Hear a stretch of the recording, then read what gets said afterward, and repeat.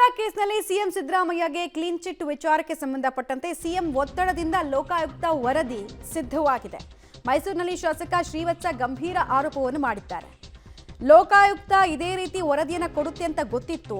CM ಮುಕ್ತರು ಏನೂ ತಪ್ಪು ಮಾಡಿಲ್ಲ ಅಂದ್ರೆ 14 ಸೈಟನ್ನು ಯಾಕಪ್ಪ ವಾಪಸ್ ಕೊಟ್ರು ಅಂತ ಇವ್ರದ್ದು ಪ್ರಶ್ನೆ. ಸಚಿವ ಭೈರತಿ ಸುರೇಶ್ 141 ಫೈಲ್ಗಳನ್ನು ತೆಗೆದುಕೊಂಡು ಹೋಗಿದ್ದಾರೆ. ಅದರಲ್ಲಿ ಸಿಎಂ ಕುಟುಂಬದ ಸಾಕ್ಷಿ ಇರಬಹುದು. ಲೋಕಾಯುಕ್ತಕ್ಕೆ ಇದ್ದ ಮರ್ಯಾದೆಯನ್ನ ಜಿಲ್ಲಾ ಮಟ್ಟದ ಲೋಕಾಯುಕ್ತ ಅಧಿಕಾರಿಗಳು ಕಳೆದು ಬಿಟ್ಟಿದ್ದಾರೆ ಅನ್ನೋದು ಮೈಸೂರಿನಲ್ಲಿ ಶಾಸಕ ಶ್ರೀವತ್ಸ ಅವರು ಗಂಭೀರವಾದಂತಹ ಆರೋಪ ಮಾಡ್ತಾ ತೀವ್ರ ಅಸಮಾಧಾನವನ್ನ ತನಿಖೆಯ ರಿಪೋರ್ಟ್ಗೆ ಸಂಬಂಧಪಟ್ಟಂತೆ ವ್ಯಕ್ತಪಡಿಸ್ತಾ ಇದ್ದಾರೆ.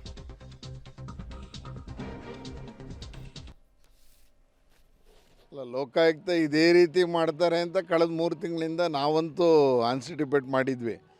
ಯಾಕೆ ಆಂಟಿಸಿಪೇಟ್ ಮಾಡಿದ್ವಿ ಅಂದರೆ, ಒಬ್ಬ ಮುಖ್ಯಮಂತ್ರಿಯನ್ನು ಒಬ್ಬ ಜಿಲ್ಲಾ ಮಟ್ಟದ ಅಧಿಕಾರಿ ಕರೆದು ಕೂರಿಸ್ಕೊಂಡು ಎನ್ಕ್ವೈರಿ ಮಾಡಿ ಆರೋಪ ಪಟ್ಟಿಯನ್ನು ಸಲ್ಲಿಸ್ತಾರೆ ಅನ್ನುವಂಥ ಯಾವ ನಂಬಿಕೆಯೂ ನಮಗಿರಲಿಲ್ಲ.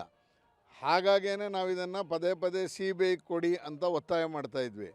ಆದರೆ ಭಾಳ ದುರಂತ ಅಂದರೆ, ಈ ಕೇಸನ್ನು ತನಿಖೆಗೆ ಲೋಕಾಯುಕ್ತ ಕೊಡಬೇಕಾ ಬೇಡವಾ ಅಂತ ಸುಮಾರು 40 ಗಂಟೆಗಳ ಕಾಲ ಚರ್ಚೆ ನಡೆದಂಥದ್ದು ಹೈಕೋರ್ಟಿನ ನ್ಯಾಯಾಧೀಶರ ಮುಂದೆ. 40 ಗಂಟೆ ಕಾಲ ಚರ್ಚೆ ಮಾಡಿ ನ್ಯಾಯಾಧೀಶರು 188 ಪುಟಗಳ ಅದನ್ನು ಸಲ್ಲಿಸಿ ಅವರೇ ಇದನ್ನು